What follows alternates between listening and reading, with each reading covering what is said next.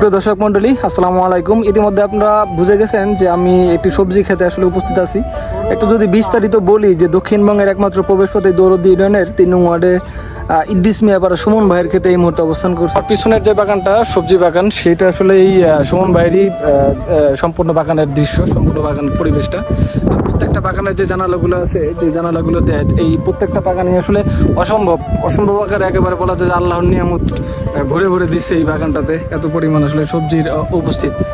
এই পিছনটাতে আপনি দেখতে পাচ্ছেন প্রত্যেকটা জানলা যদি 1 মণ করে উঠতে হয়, সে 1 মণ উচ্চার দাম হলো 3200 টাকা। এখানে মোটামুটি অনেকগুলো আসলে জানাচ্ছি। একটু যদি বিস্তারিত বলি যে এই অঞ্চলের আসলে বেশিরভাগ মানুষই কৃষিকাজের সাথে জীবিকা নির্বাহ করে থাকেন, এবং এই মুহূর্তে এই চরের মধ্যে আসলে আপনার যদি একটু বিস্তারিত বলি যে বর্তমান বাজারে সর্বনিম্ন প্রত্যেকটা সবজিরই বর্তমান বাজারে সর্বনিম্ন মূল্য হলো 80 টাকার উপরে। সর্বনিম্ন মূল্য 70 থেকে 80 টাকা ধরা যায়।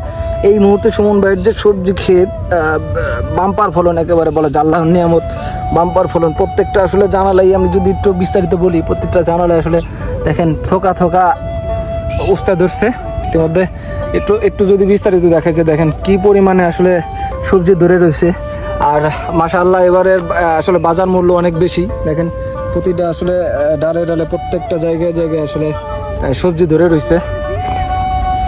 অসাধারণ একটা জায়গা, অসাধারণ একটা পরিবেশ।